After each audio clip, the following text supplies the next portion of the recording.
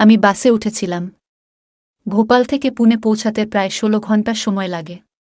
যেহেতু আমি ট্রেনে ভ্রমণ করতে একেবারেই পছন্দ করি না, তাই বাসেই যাওয়ার সিদ্ধান্ত নিলাম। ভোপালের বাস স্ট্যান্ড থেকে বাসে উঠতেই দেখলাম ভিড় খুব একটা বেশি নেই। জানালার পাশের সিট পেয়ে স্বস্তিতে বসে পড়লাম। কিছুক্ষণ পর এক ব্যক্তি আমার পাশের সিটে বসে পড়লেন। প্রথমেই লক্ষ্য করলাম তিনি বড় বড় চোখে আমার দিকে তাকিয়ে আছেন। সেদিন আমি একটি হালকা গোলাপি রঙের শাড়ি পরেছিলাম, যা কিছুটা স্বচ্ছ ছিল, এবং তার সঙ্গে ছিল স্লিভলেস ব্লাউজ। আমি ব্যাপারটা এড়িয়ে গিয়ে চোখ বন্ধ করলাম এবং কিছুক্ষণ পর ঘুমিয়ে পড়লাম। কিন্তু ঘুম ভাঙতেই বুঝতে পারলাম ওই ব্যক্তি আমার দিকে বিরক্তিকর আচরণ শুরু করেছেন। এই পরিস্থিতি আমাকে অস্বস্তিতে ফেলে দিল। তারপর বাসের মধ্যেই সে আমাকে, আমি আর ঈশান সুখী দাম্পত্য জীবন কাটাচ্ছিলাম। ওর প্রতি আমার ছিল অগাধ ভরসা। কিন্তু যখন ওর ট্রান্সফার হলো ভোপালে, আমার মনে এক অজানা দুশ্চিন্তা কাজ করছিল। প্রথমবার ওর জিনিসপত্র গোছানোর সময় আমি বলেছিলাম, আমি তোমার সঙ্গে যেতে চাই। ঈশান মিষ্টি হেসে বলল, আগে আমাকে সেটেল হতে দাও, তারপর তোমাকে নিয়ে আসব। ওর কথা শুনে আমি আশ্বস্ত হয়েছিলাম। প্রথম দিকে প্রতিদিন ফোনে কথা হতো। দূরত্ব সত্ত্বেও আমাদের প্রেম ছিল অটুট। কিন্তু ধীরে ধীরে সব বদলাতে শুরু করল। ফোন কল কমে গেল, কথাবার্তাও ফিকে হয়ে এল। একসময় মাসে একবার কথা হতো, তারপর সেটাও কমে গেল। আমি একাকিত্বে ভুগতে লাগলাম। একদিন সাহস করে জিজ্ঞেস করলাম, তুমি কি আমাকে আর দরকার মনে করো না? ঈশান সবসময় বলতো, কাজের চাপ বেশি, সব ঠিক আছে, কিন্তু ওর কথায় আমি অজুহাতের গন্ধ পেতাম। আমি বারবার বলতাম, আমাদের আলাদা থাকা ঠিক নয়। আমাকে সেখানে নিয়ে যাও না কেন? ঈশান এড়িয়ে যেত। তার আচরণ ধীরে ধীরে ঠান্ডা হতে থাকল। একসময় মাসের পর মাস ওর কোনো খোঁজ পেতাম না। উদ্বেগ রাগে পরিণত হল, আর আমি ভেতর থেকে ভেঙে পড়লাম। একদিন এক আত্মীয়ের কাছ থেকে এমন একটা খবর পেলাম, যা আমার পুরো জীবনটাই বদলে দিল। তারা জানালেন, ঈশান ভোপালে আরেকটা বিয়ে করেছে এবং এখন অন্য একজনের সঙ্গে থাকছে। এই কথা শুনে আমি হতবাক হয়ে গেলাম। আমার মন বিশ্বাসই করতে পারছিল না যে ও এমন কিছু করতে পারে। আমার ক্ষোভ আর দুঃখ একসঙ্গে জেগে উঠল। সেদিন রাতে আমি নিজেকে একটি প্রতিজ্ঞা করলাম। আমি সত্যিটা জানব। পরের দিনই ভোপালে যাওয়ার জন্য আমি প্রস্তুতি শুরু করলাম। ভেতরে ভেতরে আমার মন ভীত ছিল, কিন্তু আমার আত্মসম্মান আমাকে সামনে এগিয়ে নিয়ে যাচ্ছিল। আমার প্রশ্নের উত্তর আমি চাই, ঈশানের কাছ থেকে এবং সেই অন্য মহিলার কাছ থেকেও। ভোপালে পৌঁছানোর পর আমার পা ভারী হয়ে আসছিল। আমার চোখে ছিল প্রশ্ন আর মনে ভয়, যেটা শুনেছি সেটা কি সত্যি? যে মানুষটাকে আমি মন থেকে ভালোবেসেছিলাম, সে কি সত্যিই আমাকে ঠকিয়েছে? জীবনের সবচেয়ে বড় আঘাত ছিল, যে মানুষটাকে আমি ভরসা করেছিলাম, সে আমাকে ঠকাতে পারে। এই প্রশ্নগুলো মাথায় নিয়ে আমি চুপচাপ তার সম্পর্কে খোঁজ খবর নিতে শুরু করলাম। যতই সত্যটা সামনে আসতে লাগল, ততই আমার আশা ভেঙে পড়তে থাকল। আমি জানতে পারলাম সে সত্যিই আরেকজন মহিলার সঙ্গে থাকছে। তাদের একটি ছোট সন্তানও রয়েছে। এই তথ্যগুলো জানার পর মনে হলো যেন আমার পুরো পৃথিবী ভেঙে গেছে। একদিন আমি তাকে দূর থেকে দেখলাম। সে ওই মহিলার সঙ্গে বাজারে ছিল। তাদের কথাবার্তা আর হাসি দেখে এটা স্পষ্ট হয়ে গেল যে সে খুশি। ঠিক সেই মুহূর্তে আমি অনুভব করলাম তার জীবনে আমার কোনো গুরুত্ব আর নেই। আমি সেখানে দাঁড়িয়ে থেকেই নিজের সঙ্গে একটি প্রতিজ্ঞা করলাম। আমি ভাবতে লাগলাম, আমি কি তার সঙ্গে দেখা করব? আমার অনুভূতিগুলো তার সামনে প্রকাশ করব? কিন্তু আমার মনের এক কোণ থেকে একটা কণ্ঠস্বর বলল, না। তার সঙ্গে দেখা করে কী লাভ? সে কি নিজের ভুল স্বীকার করবে, নাকি পুরনো অজুহাতগুলোই দেবে? এই চিন্তা আমাকে সিদ্ধান্ত নিতে সাহায্য করল। আমি চুপচাপ ফিরে আসার সিদ্ধান্ত নিলাম। আমার ভেতরে রাগ, কষ্ট আর হতাশার এক বিশাল ঢেউ উঠছিল। আমি ভাবতে শুরু করলাম, কিভাবে আমি এতগুলো বছর তার কথা, তার প্রতিশ্রুতিগুলো ধরে বেঁচেছিলাম। সে বলতো, আমি শিগগিরই তোমাকে আমার কাছে নিয়ে যাব। আমি প্রতিদিন তার ফোনের জন্য অপেক্ষা করতাম। প্রত্যেক উৎসবে আমি একা বসে তার উপস্থিতি অনুভব করার চেষ্টা করতাম। কিন্তু এই সব কিছু মিথ্যা ছিল। সে শুধু আমার বিশ্বাস ভাঙেনি, বরং আমাদের একসঙ্গে দেখা স্বপ্নগুলোও ধ্বংস করে দিয়েছে। আমি ভাবতে লাগলাম, আমি কি এমন কিছু করেছিলাম যাতে সে আমাকে এভাবে ছেড়ে চলে যেতে পারল? বাস রাস্তার উপর ছুটে চলছিল, আর আমি নিজের সিটে চুপচাপ বসেছিলাম। আমার সিট দুজনের জন্য ছিল, কিন্তু বাসে যাত্রী কম থাকায় পাশের সিটটি খালি পড়েছিল। আমি সেই খালি সিট নিয়ে কিছু মনে করিনি। কখনো কখনো একা বসে নিজের চিন্তায় ডুবে থাকা বেশ শান্তি দেয়। কিছুক্ষণ পর বাস একটি স্টেশনে থামল। কয়েকজন যাত্রী উঠে বসতে লাগলেন। আমার সিটে একজন এসে বসে পড়লেন। তিনি সাধারণ পোশাক পরা ছিলেন, হয়তো কোনো কাজের জন্য ভ্রমণ করছিলেন। আমি এক নজর তাকিয়ে আবার নিজের চিন্তায় মগ্ন হয়ে গেলাম। আমি পাশের যাত্রীর দিকে বিশেষ মনোযোগ দিচ্ছিলাম না। আমার চোখ জানালার বাইরে চলে যাচ্ছিল, আর মন হারিয়েছিল অন্য কোথাও। সময় এগিয়ে যাচ্ছিল। দুপুর প্রায় ৩টা হবে। রোদ আর ভ্রমণের ক্লান্তি আমাকে অস্থির করে তুলছিল। আমার তৃষ্ণা পেয়েছিল। আমি ব্যাগে হাত দিয়ে পানির বোতল বের করলাম। কিন্তু বোতল খুলে দেখলাম তাতে এক ফোঁটা পানিও নেই। এক মুহূর্তের জন্য মনে হলো যেন একটা ছোট্ট হতাশা আমার মধ্যে ছড়িয়ে পড়ল। আমি বোতলটা আবার ব্যাগে রাখতে যাচ্ছিলাম। তখনই পাশের যাত্রী আমার দিকে তাকালেন। মনে হয় তিনি আমার মুখে হতাশার ছাপ দেখে ফেলেছিলেন। হালকা একটা হাসি দিয়ে তিনি বললেন, আপনার পানি লাগবে? তার প্রশ্নে আমি একটু অস্বস্তি অনুভব করলাম। কিছু বলার আগেই তিনি তার ব্যাগ থেকে একটি পানির বোতল বের করে আমার দিকে বাড়িয়ে দিলেন। এই আচরণে আমি একটু অপ্রস্তুত হয়েছিলাম, আবার একটু স্বস্তিও পেয়েছিলাম। আমি বোতলটি নিলাম এবং কয়েক ঘুঁট পান করলাম। সত্যি বলতে সেই পানিটা যেন আমার সমস্ত ক্লান্তি দূর করে দিল। বোতল ফেরত দেওয়ার সময় আমি মৃদু হেসে তাকে ধন্যবাদ জানালাম। তিনিও মাথা নেড়ে আমার হাসির জবাব দিলেন। আমাদের মধ্যে খুব বেশি কথা হয়নি। মানুষটি সাধারণ ছিলেন, কিন্তু তার এই ছোট্ট সাহায্যটা আমার দিনটাকে বিশেষ করে তুলল। আমি ভাবতে লাগলাম, জীবনে অচেনা মানুষদের সঙ্গে এমন ছোট ছোট ঘটনা কিভাবে মানবিকতা আর বিশ্বাসকে উজ্জীবিত করতে পারে। সেই যাত্রার এই ছোট্ট ঘটনা আমার মনে একটি স্মৃতি হয়ে রয়ে গেল। সন্ধ্যা প্রায় 7টা বেজে গিয়েছিল। বাস এখন দ্রুত গতিতে তার গন্তব্যের দিকে এগিয়ে চলছিল। বাইরের পরিবেশ ধীরে ধীরে গভীর শীতলতার এবং হালকা অন্ধকারের মোটকে ঢাকা পড়ছিল। আমি জানালার বাইরে তাকিয়েছিলাম। তখন হালকা স্বরে পাশে বসা ব্যক্তিকে জিজ্ঞেস করলাম, আপনি কোথায় যাচ্ছেন?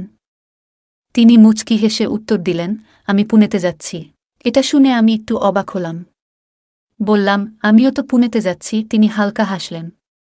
মনে হচ্ছিল যেন আমাদের যাত্রার আরেকটি মিল পাওয়া গেল। তিনি জানালেন, তিনি ভোপালে কাজ করেন এবং পেশায় একজন ইঞ্জিনিয়ার। কথোপকথনের সময় তার কণ্ঠে আত্মবিশ্বাস ছিল। শীতকাল ছিল এবং সন্ধ্যা যত গভীর হচ্ছিল, ঠান্ডা ততই বাড়ছিল। আমি জানালার কাচ বন্ধ করলাম যাতে ঠান্ডা হাওয়া বাসের ভেতরে না আসে, তবে বাসের অন্য যাত্রীরা কিছু জানালা খোলা রেখেছিল, যার কারণে শীতল হাওয়া অবিরাম ভেতরে আসছিল। আস্তে আস্তে ঠান্ডা আমার কাছে অসহনীয় হয়ে উঠছিল। আমি যদিও একটি সোয়েটার পরেছিলাম, তবু এত ঠান্ডায় সোয়েটার যথেষ্ট ছিল না। তখন মনে পড়ল, তাড়াহুড়োর কারণে আমি শাল আনতে ভুলে গিয়েছিলাম। এই ভুল এখন আমাকে ভীষণ পীড়া দিচ্ছিল। আমি ঠান্ডা থেকে বাঁচার জন্য সোয়েটারের মধ্যে নিজেকে গুটিয়ে নেওয়ার চেষ্টা করছিলাম। তখন রাত প্রায় 10টা। শীত তখন তীব্রতার চূড়ান্ত পর্যায়ে পৌঁছে গিয়েছিল। বাসের ভেতরের লাইট বন্ধ করে দেওয়া হয়েছিল, যাতে যাত্রীরা আরামে বিশ্রাম নিতে পারে, কিন্তু সেই প্রচণ্ড ঠান্ডার মধ্যে আরামের কথা ভাবাই সম্ভব ছিল না। সোয়েটার পরেও ঠান্ডা যেন আমার হাত পর্যন্ত প্রবেশ করছিল।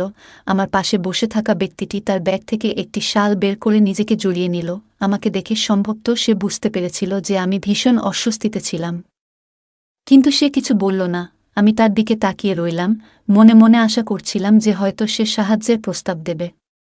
কিন্তু সে চুপচাপ বসে রইল। এই নির্লিপ্ততায় আমি আরও অস্বস্তি অনুভব করছিলাম। মনে হচ্ছিল ঠান্ডার থেকে বেশি এই নিস্তব্ধতা আমাকে বিব্রত করছে। আমি নিজের উপর রাগ করছিলাম। এত দীর্ঘ ভ্রমণে বেরিয়ে শালের মতো প্রয়োজনীয় জিনিস আনতে ভুলে গেছি। নিজের মনেই বিটবিট করছিলাম। মনে হচ্ছিল এই ভুল যেন এখন আমার শাস্তি হয়ে উঠেছে। আমি আমার সোয়েটার আরও শক্ত করে ধরে ঠান্ডা থেকে বাঁচার চেষ্টা করছিলাম। বাইরে ঠান্ডা হাওয়া বাসের জানালার ফাঁক দিয়ে ভেতরে আসছিল, আর সেই হাওয়া যেন এক ধরনের শাস্তির মতো লাগছিল। আমার মাথায় চিন্তার ঝড় বইছিল। আমি কি আরও ভালো প্রস্তুতি নিতে পারতাম না? এটা তো আমার দায়িত্ব ছিল। অথচ আমি নিজেরই ঠিকমতো সাহায্য করতে পারিনি। আমার পাশে বসে থাকা লোকটির নীরবতা আমাকে কিছুটা অস্বস্তি দিচ্ছিল। হয়তো সে ভাবছিল যে আমি কিছু বলবো, কিন্তু আমার আত্মসম্মান আমাকে তা করতে দিচ্ছিল না। রাত প্রায় 11টা নাগাদ বাস একটি ধাবায় থামল। আমি ঠিক করলাম গরম চা খেয়ে একটু উষ্ণতা পাব। চা নেওয়ার সময় সেই লোকটিও নিচে নেমে এলো। আমার দিকে তাকিয়ে হাসল। আমি এগিয়ে গিয়ে হালকা হাসি দিয়ে বললাম, আপনিও চা নিন। সে বলল, ঠিক আছে। আমি তার জন্য একটি চা অর্ডার করলাম। আমরা একসঙ্গে চা খেলাম এবং কিছুটা কথা বললাম। চা খাওয়ার পর আবার বাসে ফিরে এলাম। গাড়ি চলতে শুরু করল, কিন্তু রাত তখন প্রায় 12টা, আর ঠান্ডা আরও বেড়ে গিয়েছিল। এই সময় সে লোকটি বলল, আপনার যদি কোনো আপত্তি না থাকে তাহলে আমি আমার শালটা আপনার সঙ্গে ভাগ করে নিতে পারি। সে নিজের শাল খুলে আমার দিকে বাড়িয়ে দিল। আমি নিতে অস্বীকার করলাম, কারণ তাকেও তো ঠান্ডা লাগছিল। আমি বললাম, আপনি আমাকে শাল দিচ্ছেন, কিন্তু আপনাকেও তো ঠান্ডা লাগবে। এটা ঠিক হবে না। সে হেসে বলল, কোনো সমস্যা নেই, আমি ম্যানেজ করে নেব। আমি বললাম, না, নিজেকে অস্বস্তিতে ফেলবেন না। কিছুক্ষণ আমি ঠান্ডায় কাঁপতে থাকলাম। তখন সে বলল, আপনার যদি আপত্তি না থাকে তাহলে আমরা শালটা দুজন মিলে ভাগ করে নিতে পারি। এতে আমরা দুজনেই একটু আরাম পাব। আমি কিছুক্ষণ ভেবে বললাম, ঠিক আছে, কারণ ঠান্ডা আর সহ্য করা সম্ভব হচ্ছিল না। সে তার শালটি খুলে আমাকে দিয়ে বলল, আমরা ভাগ করে নিই। আমি শালটি নিজের চারপাশে জড়িয়ে নিলাম, আর সে নিজেও কাছাকাছি সরল। আমরা শালটি দুজন ভাগ করে নিলাম, এবং যাত্রা আবার শুরু হল। রাত তখন প্রায় 1টা। বাস প্রায় গন্তব্যে পৌঁছে যাচ্ছিল। বাইরে এখনও ঠান্ডা তীব্র ছিল, কিন্তু শালের উষ্ণতা কিছুটা স্বস্তি দিচ্ছিল। তার সঙ্গে থাকা এই মুহূর্তগুলো যেন শীতের মধ্যে এক ধরনের আরাম এনে দিয়েছিল। হঠাৎ সে একটু অস্বস্তিতে সরে বসল। আমি লক্ষ্য করলাম সে একটু বিব্রত। কিছুক্ষণ পরে সে নরম গলায় বলল, ম্যাডাম, আমার হাতটা একটু জমে যাচ্ছে। যদি আপনার কোনো সমস্যা না হয়, আমি কি আপনার কাঁধে হাত রাখতে পারি? আমি কিছুক্ষণ চুপ করে রইলাম। তারপর হালকা হেসে বললাম, ঠিক আছে, কোনো অসুবিধা নেই। সে ধীরে ধীরে তার বাঁ হাত আমার কাঁধে রাখল। সেই স্পর্শে এক ধরনের উষ্ণতা অনুভব করলাম। আমরা আরও কাছাকাছি বসেছিলাম। এটি কিছুটা অস্বস্তিকর হলেও সেই মুহূর্তে তা এক ধরনের স্বস্তির মতো ছিল। আমি তাকে ধন্যবাদ জানালাম এবং বললাম, আপনার সঙ্গে এই যাত্রা খুব স্মরণীয় হয়ে রইল। ঘটনা এমন ঘটল যে আমি শীতের তীব্রতা থেকে বাঁচতে খুবই সমস্যায় পড়েছিলাম। তখন একজন অপরিচিত ব্যক্তি হাসিমুখে বলল, এতে কিছু হয় না। একে অপরকে সাহায্য করা আমাদের কর্তব্য, এবং আমি সবসময় সাহায্য করতে ভালোবাসি। তার এই কথাগুলো খুবই সহজ ও আন্তরিক মনে হল। তার সহানুভূতি আর সরলতা আমার মনকে শান্ত করল। এই ছোট্ট যাত্রাপথে একজন অপরিচিত ব্যক্তি যেভাবে আমাকে সাহায্য করেছিল তা এক অসাধারণ অনুভূতিতে পরিণত হল। আমরা একসঙ্গে শীতের সঙ্গে লড়াই করলাম এবং কিছু মুহূর্ত ভাগ করে নিলাম। এই যাত্রাটি শুধু গন্তব্যে পৌঁছানোর ছিল না, বরং বুঝতে শেখারও ছিল যে কখনো কখনো সাহায্য এবং সমর্থন এমন মানুষদের কাছ থেকে আসে যাদের আমরা কখনো জানি না, কিন্তু তাদের উদারতা আমাদের হৃদয়কে ছুঁয়ে যায়। আমি তার সহজ সরল স্বভাব খুব পছন্দ করলাম এবং জিজ্ঞাসা করলাম, আপনার নাম কি? সে মুচকি হেসে উত্তর দিল, আমার নাম বিনয়। আমি বললাম, আমার নাম নেহা। সে আবার হাসল এবং বলল, দারুণ নাম। আমি একটু লজ্জা পেলাম এবং বললাম, ধন্যবাদ। আমরা এত কাছাকাছি বসেছিলাম যে আশেপাশের লোকেরা ভাবছিল আমরা হয়তো স্বামী স্ত্রী। বিনয় বলল, আমার বাসে ভ্রমণ করার অভ্যাস নেই। আমি সাধারণত ট্রেনে যাই। তবে আজ প্রথমবার বাসে ভ্রমণ করছি। এটি বেশ ভিন্ন অভিজ্ঞতা। আমার মুখে হাসি রেখে বললাম, তোমার কি মনে হয়? আমার তো বাসে ভ্রমণ করতে খুব ভালো লাগে। তখন সে পকেট থেকে মোবাইল বের করে সময় দেখল এবং বলল, এখন 2টা বেজে গেছে। আর কিছুক্ষণের মধ্যেই গাড়ি পুনেতে পৌঁছে যাবে। তার মুখে কিছুটা ক্লান্তি দেখা যাচ্ছিল, কিন্তু তারপরও সে শান্ত এবং খুশি ছিল। সে মোবাইলে গান চালিয়ে ব্লুটুথে শুনতে শুরু করল। কিছুক্ষণ গান শুনে সে আমার দিকে ফিরে বলল, নেহা, গাড়ির মৃদু শব্দ শুনলেই আমার ঘুম আসতে শুরু করে। তার কাঁধে মাথা রেখে আমি যেন এক ধরনের নিরাপত্তা আর শান্তি অনুভব করছিলাম। কিছু সময় পর গাড়ি পুনেতে পৌঁছে গেল। সে আমাকে ধীরে ধীরে ডেকে তুলল, কিন্তু আমি এত গভীর ঘুমে ছিলাম যে জাগতে পারছিলাম না। তারপর সে আমার পিঠে হালকা চাপ দিয়ে আমাকে জাগাল। আমি চমকে উঠে বসে পড়লাম। তার মুখে মিষ্টি হাসি ছিল। সে বলল, সরি, কিন্তু পুনে এসে গেছে। আপনাকে জাগালাম, না হলে আপনার স্টপ মিস হয়ে যেত। আমি তার দিকে তাকিয়ে হাসি দিয়ে বললাম, ধন্যবাদ। আপনি জাগালেন বলেই আমার স্টপ মিস হয়নি, না হলে সত্যি সমস্যা হয়ে যেত। সে আমাকে জিজ্ঞাসা করল, আপনাকে কোথায় নামতে হবে? আমি বললাম, আমার ওই স্টপেই নামতে হবে। শুনে সে একটু অবাক হয়ে বলল, সত্যি? আমি হাসতে হাসতে বললাম, হ্যাঁ সত্যি, আমাদের যাত্রার গন্তব্য যে এত মিল ছিল তা ভেবে আমার একটু অদ্ভুত লাগছিল। প্রায় রাত 4টায় বাস স্টপে এসে গাড়ি থামল। আমরা দুজনই বাস থেকে নামলাম। চারপাশে গভীর নীরবতা, রাস্তায় মাত্র কয়েকটি গাড়ি দেখা যাচ্ছিল। আমি ঠিক করলাম এখান থেকে রিকশা নিয়ে বাড়ি যাব। কিন্তু এত রাতে রিকশা পাওয়া খুব কঠিন ছিল। বিনয় তখনও আমার পাশে দাঁড়িয়েছিল। আমি জিজ্ঞেস করলাম, আপনার বাড়ি কোথায়? কোনো কলোনিতে? সে বলল, না না, আমার বাড়ি এখানেই কাছাকাছি। তবে আমি রিকশা পাওয়া পর্যন্ত আপনার সঙ্গেই থাকব। তার এই কথায় আমার মন ভরে গেল। তার এমন আচরণ তার প্রতি আমার সম্মান আরও বাড়িয়ে দিল। সে মৃদু হাসি দিয়ে বলল, ধন্যবাদ। তখন প্রায় রাত 4:30। কিন্তু আশেপাশে না কোনো রিকশা পাওয়া যাচ্ছিল, না কোনো যানবাহন। তখন সে বলল, নেহা, যদি আপনার কোনো আপত্তি না থাকে তবে আপনি আমার বাড়িতে আসতে পারেন।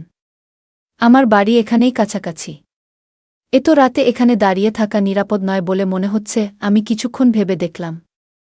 সে ভদ্র এবং মার্জিত মনে হচ্ছিল। তার ব্যবহারও খুব ভালো ছিল।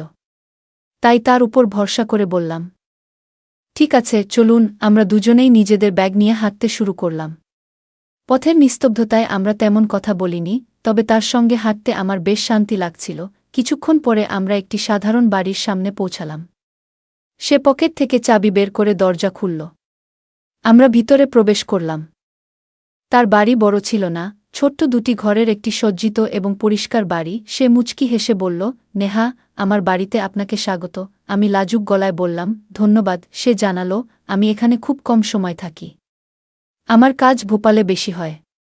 তাই কিছুদিন ভোপালে এবং কিছুদিন এখানে থাকি। আমি বললাম, আপনার বাড়ি খুব সুন্দর বিনয়। সে হেসে বলল, ধন্যবাদ নেহা। তারপর সে বলল, আপনি বিছানায় ঘুমান। আমি সোফায় ঘুমাবো। আমি দ্রুত বললাম, না না, আপনি বিছানায় ঘুমান। আমি সোফায় শুয়ে পড়ব। কিন্তু সে জোর দিয়ে বলল, এটা হতে পারে না। আপনি আমার অতিথি। অতিথির প্রতি যত্ন নেওয়া আমার দায়িত্ব। আমি বাধ্য হয়ে তার কথা মেনে নিলাম। আমরা নিজেদের জায়গায় শুয়ে পড়লাম। যাত্রার ক্লান্তির কারণে আমি দ্রুত ঘুমিয়ে পড়লাম। তার শালীন এবং ভদ্র আচরণ সেই রাতে আমার মনে একটি ইতিবাচক প্রভাব ফেলে। সকালে ঘুম ভাঙার পর আমি চারপাশে তাকালাম।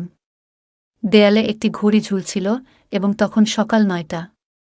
আমি দেখলাম বিনয় উঠেই গেছে এবং ঘরের কিছু পরিষ্কার পরিচ্ছন্নতার কাজ করছে। ঘরে সামান্য অগোছালো জিনিসপত্র ছিল, যা সে সযত্নে গোছানোর চেষ্টা করছিল। সকালে যখন ঘুম থেকে উঠলাম, দেখি বিনয় আমাকে দেখে মুচকি হেসে বলল, গুড মর্নিং, আর বাথরুমের দিকে ইশারা করল। আমি বাথরুমে ঢুকলাম। সেখানে টুথপেস্ট আর ব্রাশ রাখা ছিল। আমি তা ব্যবহার করে নিজেকে সতেজ করলাম। বাথরুম থেকে বেরিয়ে এলাম, আর অজান্তেই আমার চোখ বিনয়ের দিকে চলে গেল। কয়েক মুহূর্তের জন্য আমি স্থির হয়ে গেলাম। সে শার্ট খুলে শুধু স্যান্ডো গেঞ্জি পরেছিল। তার শরীর আকর্ষণীয় এবং সুঠাম ছিল, মনে হচ্ছিল সে নিয়মিত জিম করে। কিছুক্ষণ তার দিকে তাকিয়েছিলাম। বিনয় আমার চোখাচোখি ধরে ফেলল এবং মুচকি হেসে বলল, নেহা, তুমি চা খাবে নাকি কফি? আমি বললাম, আমি চা নেব। সে তৎক্ষণাৎ চমৎকার একটি চা বানিয়ে আনল। চায়ের স্বাদ সত্যিই দারুণ ছিল। আমি বললাম, চা খুব ভালো হয়েছে। তারপর বললাম, এখন আমাকে যেতে হবে। গত রাতে আমাকে এখানে থাকার সুযোগ দেওয়ার জন্য আপনাকে অনেক ধন্যবাদ বিনয়। বিনয় হাসতে হাসতে বলল, এতে কোনো বড় কথা নেই। আমি খুশি যে তুমি এখানে থাকতে পেরেছ। বিদায় জানানোর সময় আমি বললাম, যদি ভাগ্যে থাকে তবে আবার দেখা হবে। সে হাসি দিয়ে বলল, অবশ্যই। আমি তার কাছে নম্বর চাইলাম। সে খুশি মনে নম্বর দিল। আমি তার ফোনে একটি মিস কল দিয়ে দিলাম। বাড়ি ফিরে আসার পরও আমার মনে বারবার বিনয়ের স্মৃতি ভেসে আসছিল। তার সম্মানজনক ব্যবহার, সরল কথাবার্তা আর তার সহায়তার ভাবনা আমার মনকে দারুণভাবে ছুঁয়ে গিয়েছিল। আগে কখনো নিজের স্বামী ছাড়া অন্য কোনো পুরুষের প্রতি এমন অনুভূতি হয়নি। তবে বিনয়ের ব্যক্তিত্বে যেন একটি বিশেষ আকর্ষণ ছিল। দুদিন পর আমি বিনয়কে ফোন করলাম। সে ফোন ধরেই বলল, তুমি কোথায়? আমি আজ বাড়িতেই বিশ্রাম নিচ্ছি। কি হয়েছে? আমি বললাম, কিছু না, তোমার কথা মনে পড়ল তাই ফোন করলাম। সে হেসে বলল, ঠিক আছে, তাহলে দেখা করি কোনো এক জায়গায়। আমি তাকে বাড়ির কাছের একটি গার্ডেনে আসতে বললাম। আমি নির্ধারিত সময়ের আগে গার্ডেনে পৌঁছালাম। কিছুক্ষণ পর বিনয় এল। তাকে দেখে আমার মন একটু অস্থির হয়ে উঠল। সে জিন্স আর টি শার্ট পরে এসেছিল এবং সত্যিই খুব সুদর্শন লাগছিল। সে মুচকি হেসে বলল, কি খবর? নতুন স্টাইল কেমন লাগছে? আমি হেসে বললাম, তোমাকে খুব হ্যান্ডসাম লাগছে। আমরা গার্ডেনে বসে দীর্ঘ সময় ধরে গল্প করলাম। সে জানতে চাইল, নেহা, তুমি কি একা থাকো? আমি বললাম, হ্যাঁ, আমি একা থাকি। আমার স্বামী ভোপালে থাকতেন, কিন্তু সে আমাকে অনেক বড় ধোঁকা দিয়েছে। আমি আমার জীবনের সমস্ত ঘটনা তাকে বললাম। বিনা মনোযোগ দিয়ে সব শুনল। তার চোখে দুঃখ ও সহানুভূতির ছাপ স্পষ্ট ছিল। গল্প করতে করতে দুপুর ৩টা বাজে। আমি তাকে জিজ্ঞেস করলাম, আজ তুমি কোথায় খাওয়া দাওয়া করবে? সে বলল, আসলে এখনও কিছু ঠিক করিনি। আমি হাসি দিয়ে বললাম, তাহলে আজ আমার বাড়িতে এসো। সে মুচকি হেসে বলল, ঠিক আছে, সন্ধ্যায় আসব।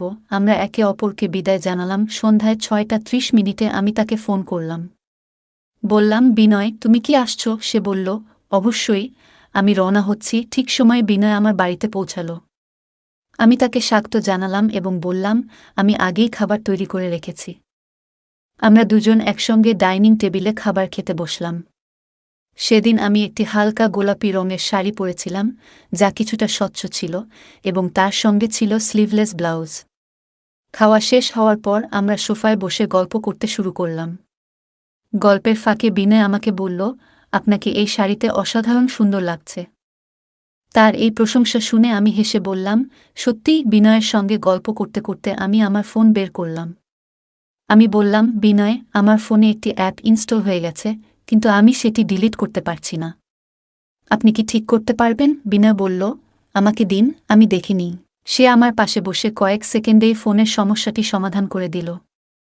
আমি তার দক্ষতায় অবাক হয়ে গেলাম। আমরা খুব কাছাকাছি বসেছিলাম। হঠাৎ বিনয় বলল, নেহা, সেদিন যখন আমরা একসঙ্গে যাত্রা করছিলাম, আমার খুব ভালো লেগেছিল। আমি বললাম, হ্যাঁ, সেই রাত আমার জন্য স্মরণীয় ছিল।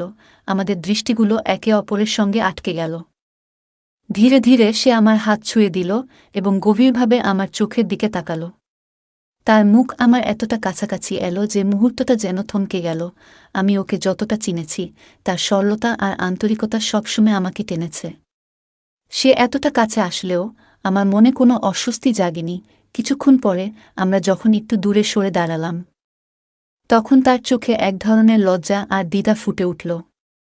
বিনয় বলল, আমি দুঃখিত নেহা। আবেগে কিছুটা ভেসে গিয়েছিলাম।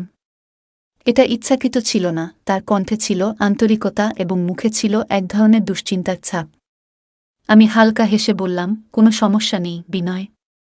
সত্যি বলতে যা ঘটেছে তা আমারও ভালো লেগেছে। সে বলল, সত্যিই। আমি মাথা নেড়ে সম্মতি দিলাম। রাত তখন প্রায় 10টা। আমরা একে অপরের খুব কাছাকাছি চলে এসেছিলাম। সেই রাতটি যেন আমার জীবনে এক অভূতপূর্ব অভিজ্ঞতা হয়ে উঠল। আমাদের কথোপকথন গভীর থেকে গভীরতর হয়ে গেল। রাতের প্রায় 4টা পর্যন্ত আমরা জেগেছিলাম, কিন্তু কখন যে ঘুমিয়ে পড়েছিলাম তা বুঝতেই পারিনি। কিছুক্ষণ পরে আমরা যখন একে অপরের থেকে একটু দূরে এলাম, তখন আমি বিনয়ের চোখে এক ধরনের অস্বস্তি এবং উদ্বেগ দেখতে পেলাম। তার চোখে এমন কিছু ছিল যেন সে নিজেকে বোঝানোর চেষ্টা করছে যে যা হয়েছে তা একেবারে অপ্রত্যাশিত ছিল। তার দৃষ্টিতে এক গভীর অস্থিরতা স্পষ্ট ছিল। ধীরে ধীরে সে বলল, মাফ করবেন নেহা। আমি আবেগে ভেসে গিয়েছিলাম, তাই এমন হল। তার কণ্ঠে ছিল এক ধরনের সৎ স্বীকারোক্তি, যেন সে নিজের হৃদয়ের কথা প্রকাশ করছে। তার মুখে এক ধরনের অস্বস্তির ছাপ ফুটে উঠেছিল, যেন সে নিজেকেই দোষ দিচ্ছে। আমি হালকা হেসে বললাম, কোনো সমস্যা নেই বিনয়। সত্যি বলতে যা ঘটেছে তা আমারও ভালো লেগেছে। আমার কণ্ঠেও একই রকম সত্যতা ছিল, কোনো মিথ্যা বা ছলনা ছাড়াই। আমার কথা শুনে সে এক মুহূর্তের জন্য নীরব থাকল। তার চুপ থাকার মধ্যে আমি অনুভব করলাম, হয়তো সে আমার কথাগুলো গভীরভাবে বুঝতে পেরেছে। কিন্তু তার চোখে তখনও কিছু প্রশ্ন ছিল, যেন তার মনে কিছু না বলা কথারা ঘুরে বেড়াচ্ছে। বিনা আমার দিকে গভীর দৃষ্টিতে তাকাল, যেন সে নিজের মনে থাকা সমস্ত দ্বিধা কাটিয়ে উঠতে চাইছে। তারপর ধীরে ধীরে সে জিজ্ঞাসা করল, তোমার কি সত্যি এমন মনে হয়? তার প্রশ্নের মধ্যে এক ধরনের রহস্য ছিল, যেন সে জানতে চাইছিল যে আমাদের মধ্যে যা ঘটেছে তা কি শুধুই এক মুহূর্তের আবেগ ছিল, নাকি এটি কোনো গভীর সম্পর্কের শুরু হতে পারে। আমি এক মুহূর্ত ভেবে নিলাম, তারপর নিজেকে শান্ত রেখে বললাম, হ্যাঁ, আমার সত্যিই এমন মনে হয়। আমার মনে হয় যা ঘটেছে তা কোনো কারণ ছাড়াই হয়নি। হয়তো এটা একটি নতুন শুরুর সংকেত। হয়তো আমাদের আরও কিছু সময় একসঙ্গে কাটানো উচিত, যাতে আমরা বুঝতে পারি যে আমরা একে অপরের সঙ্গে কতটা সুখে থাকতে পারি। আমার কথার মধ্যে ছিল এক গভীর উপলব্ধি, যা হয়তো বিনয়ের জন্য ছিল নতুন অভিজ্ঞতার সূত্রপাত। সেই রাতের মুহূর্তগুলো আমাদের জন্য যেন এক নতুন পথ চলার সূচনা করে দিল। আমরা সারা রাত জেগেছিলাম, একে অপরের সঙ্গে গল্প করছিলাম। কখনো হাসছিলাম, কখনো লজ্জা পাচ্ছিলাম, আর কখনো একে অপরের চোখে লুকিয়ে থাকা ভাবনাগুলো পড়ার চেষ্টা করছিলাম। আমাদের মনে হচ্ছিল, আমরা একে অপরের পাশে না থাকলে হয়তো এই অনুভূতির পথে কখনোই আসতাম না। রাত তখন প্রায় 4টা বেজে গিয়েছিল। কিন্তু তবুও আমাদের চোখের পাতা একবারও বন্ধ হচ্ছিল না, যেন আমরা একে অপরের ভেতরের প্রতিটি অনুভূতিকে বুঝতে চাইছিলাম। শেষমেশ যখন আমি চোখ বন্ধ করতে শুরু করলাম, তখন অনুভব করলাম আমি হয়তো ঘুমিয়ে পড়ব। কিন্তু তার সঙ্গে এটাও মনে হচ্ছিল, যেন এই রাতটি কখনো শেষ হবে না। বিনো তখনও আমার পাশে বসেছিল। তার উপস্থিতি আমাকে এক ধরনের অদ্ভুত ভালোবাসা দিচ্ছিল, যা আমার মনে এক শান্তি এনে দিচ্ছিল। যদিও আমি ক্লান্ত ছিলাম, তবুও তার চোখে একটি গভীর চিন্তার ছাপ ছিল। যেন সে আমাকে কিছু বলতে চাইছিল, কিন্তু বলার সাহস পাচ্ছিল না। আমি ধীরে ধীরে চোখ বন্ধ করলাম, এবং ঘুম আমাকে নিজের কোলে টেনে নিল। 2 দিন পরে, যখন আমি আমার প্রতিদিনের কাজ নিয়ে ব্যস্ত ছিলাম, তখন হঠাৎ বিনয়দার ফোন এলো। তার কণ্ঠে একটা হালকা আনন্দ আর উত্তেজনা ছিল, যা শুনেই বুঝতে পারলাম। তিনি বললেন, নেহা, আজ সন্ধ্যায় তুমি কি আমার বাড়িতে আসবে?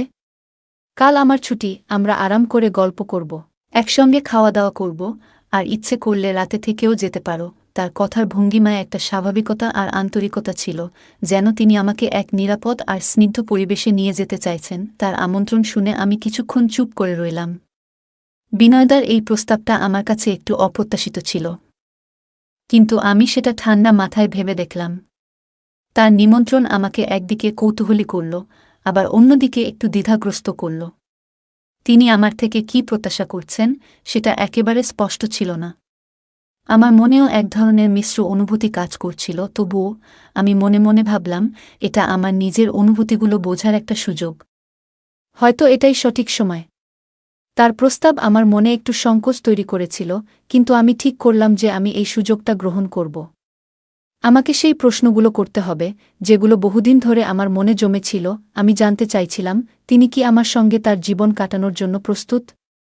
আমাদের এই সম্পর্ক কি শুধু এক পলকের আবেগ, নাকি এটি কোনো গভীর আর স্থায়ী বন্ধনের শুরু? সন্ধ্যায় আমাদের দেখা হওয়ার কথা ছিল, আর আমার মনে হচ্ছিল এই মুহূর্তটা খুব গুরুত্বপূর্ণ। এটা এমন একটা সন্ধ্যা হতে চলেছিল যেখানে আমি আমার মনের কথা বিনোদাকে বলতে চেয়েছিলাম। তার উত্তরের উপর নির্ভর করছিল আমার জীবনের পরবর্তী পদক্ষেপ। আমি বুঝতে পারছিলাম, এই সন্ধ্যা হয় আমাদের জীবনে এক নতুন অধ্যায়ের সূচনা করবে, নয়তো সবকিছু থেমে যাবে। তবুও আমি নিজের কাছে প্রতিজ্ঞা করেছিলাম, আমি সেই প্রশ্নটা সম্পূর্ণ সহজভাবে করব, যাতে বিনয়দা কোনো চাপ অনুভব না করেন। আমি চাইছিলাম তিনি স্বাভাবিকভাবেই তার অনুভূতিগুলো প্রকাশ করুন। আমি বিশ্বাস করতাম, তার প্রতিটি কথা তার হৃদয়ের গভীর অনুভূতির প্রতিফলন হবে, আর সেখান থেকেই আমি আমার পরবর্তী সিদ্ধান্ত নেব। সন্ধ্যাটা যেন আমার জীবনের এক নতুন অধ্যায়ের সূচনা হতে চলেছিল। আমি তাড়াতাড়ি তৈরি হলাম এবং ভাবছিলাম, আমি কি সত্যিই প্রস্তুত এই পদক্ষেপ নেওয়ার জন্য? মনে এক ধরনের হালকা উদ্বেগ কাজ করছিল, কিন্তু সঙ্গে এই বিশ্বাসও ছিল যে আমাকে সেই প্রশ্নটা তুলতেই হবে। জীবনে অনেক সময় এমন কিছু মুহূর্ত আসে যেখানে আমাদের একটা সিদ্ধান্ত নিতে হয়, আর সেই সিদ্ধান্ত পুরো জীবন বদলে দিতে পারে। সন্ধ্যাটা এলো। আমি বিনয়দার বাড়িতে পৌঁছালাম। দরজা খুলতেই তার মুখে একটা হালকা হাসি ফুটে উঠল। সেটা দেখে মনে হচ্ছিল, তার কাছেও এই সন্ধ্যাটা বিশেষ কিছু। তার আন্তরিক অভ্যর্থনা আমাকে আরও বেশি স্বাচ্ছন্দ্য বোধ করাল। আমার সবসময় মনে হতো যে বিনয়দার সঙ্গ আমাকে অন্যরকম প্রশান্তি দেয়া। সেই দিন আমি যখন তার বাড়িতে পৌঁছালাম, তিনি আমাকে আন্তরিকতায় ভরিয়ে ভেতরে নিয়ে গেলেন। আমরা সোফায় বসে আরাম করে গল্প করতে শুরু করলাম। বিনয়দা তার রান্না করার অভিজ্ঞতার কথা বলছিলেন, আর তার মধ্যেই হালকা রসিকতা আর মজার কথায় সময় কেটে যাচ্ছিল। ধীরে ধীরে আমাদের কথোপকথনে এক ধরনের গভীর আন্তরিকতা অনুভব করতে লাগলাম। মনে হচ্ছিল, আমরা একে অপরের জীবনে কতটা গুরুত্বপূর্ণ হয়ে উঠেছি। তবুও আমার মনের মধ্যে একটা প্রশ্ন ছিল, যেটা করার জন্য সাহস জোগাড় করতে হচ্ছিল। বিনয়দা মাঝে মাঝে আমার দিকে তাকিয়ে জিজ্ঞেস করছিলেন, তুমি কি ঠিক আছো? আরামেই তো আছো? তার প্রশ্নের মধ্যে একটা সত্যিকারের উদ্বেগ আর যত্ন ছিল, যা আমাকে খুব ভালো লাগছিল। তার কথাগুলোতে আমি বুঝতে পারছিলাম যে তিনি সত্যিই আমার সঙ্গে সম্পর্ক তৈরি করার চেষ্টা করছেন। তবুও কিছু একটা ছিল যা আমাকে আরও গভীরভাবে জানতে আগ্রহী করছিল। আমাদের আলাপচারিতার মধ্য দিয়ে সময় এগিয়ে যাচ্ছিল, কখনো হাসি, কখনো গভীর কথায় আমরা হারিয়ে যাচ্ছিলাম। রাত তখন প্রায় 9টা বেজে গেছে, আর আমি জানতাম যে সময় এসে গেছে। সাহস সঞ্চয় করে আমি বললাম, বিনয়দা, আমি আপনাকে একটা গুরুত্বপূর্ণ কথা বলতে চাই। তিনি আমার মুখের দিকে তাকিয়ে মৃদু হেসে বললেন, কি বলো নেহা? তার কণ্ঠে কোনো উত্তেজনা বা চাপ ছিল না, বরং ছিল সত্যিকারের আগ্রহ। এই মুহূর্তটাই ছিল যখন আমাকে আমার মনের কথা খুলে বলতে হতো। আমি একটু দ্বিধায় বললাম, বিনয়দা, আমি জানতে চাই, আপনি কি আমার সঙ্গে জীবন কাটানোর জন্য প্রস্তুত? আমার কণ্ঠে সামান্য নার্ভাসনেস ছিল, কিন্তু আমি আমার কথাগুলো স্পষ্টভাবে বললাম। বিনয়দা কিছুক্ষণ নীরব রইলেন। মনে হচ্ছিল তিনি আমার প্রশ্নের গুরুত্ব বুঝে ভেবেচিন্তে উত্তর দিতে চাইছেন। তার চুপ করে থাকার সেই মুহূর্ত আমার কাছে অত্যন্ত গুরুত্বপূর্ণ ছিল, কারণ তার উত্তরেই আমার ভবিষ্যতের পথ নির্ধারিত হতে চলেছিল। অবশেষে তিনি বললেন, নেহা, তোমার সঙ্গে কথা বলা আমার জন্য সবসময় বিশেষ। আমি অনুভব করি যে আমাদের সম্পর্কের মধ্যে একটা গভীরতা আছে। আমি তোমার সঙ্গে জীবন কাটানোর কথা ভাবছি, কিন্তু আমি চাই যে আমরা একে অপরকে আরও ভালোভাবে বুঝে নিই, যাতে আমাদের বিয়ের পর জীবনটা সত্যিই সুখের হয়। তার কথাগুলো আমাকে স্বস্তি দিল। আমি বুঝতে পারলাম যে আমরা দুজনেই এই সম্পর্ককে সঠিক পথে এগিয়ে নিয়ে যেতে প্রস্তুত। কিন্তু আমরা চাইছিলাম এই সম্পর্ক ভালোবাসা এবং বোঝাপড়ার উপর ভিত্তি করে গড়ে উঠুক, কোনো চাপ বা তাড়াহুড়োর মধ্যে নয়। এই অভিজ্ঞতা আমাকে শিখিয়েছে যে জীবনের কোনো পথই সরল হয় না, কিন্তু যদি দুটি মানুষ তাদের সম্পর্কের প্রতি সৎ থাকে এবং একসঙ্গে সমস্যার সমাধান করতে চায়, তাহলে কোনো বাধাই অজেয় নয়। আজ আমি আর বিনয়দা একে অপরের জীবনের এক অবিচ্ছেদ্য অংশ। আমাদের এই যাত্রা আমাকে শিখিয়েছে যে ভালোবাসা শুধুমাত্র রোমান্টিক অনুভূতির মধ্যে সীমাবদ্ধ নয়। এটি এমন এক সত্যিকারের অংশীদারিত্ব যেখানে উভয় পক্ষ একে অপরের পাশে থাকে, যে কোনো পরিস্থিতির সম্মুখীন হওয়ার জন্য। বন্ধুরা, যদি এই গল্পটি ভালো লেগে থাকে, তাহলে দয়া করে ভিডিওটি লাইক করুন এবং আমাদের চ্যানেলটি সাবস্ক্রাইব করুন। পাশে থাকা বেল আইকনটি প্রেস করুন, যাতে করে আমরা যখনই নতুন ভিডিও আপলোড করি, তার নোটিফিকেশন সবার আগে আপনার কাছে পৌঁছে যায়। ধন্যবাদ। দেখা হবে আমাদের পরবর্তী ভিডিওতে।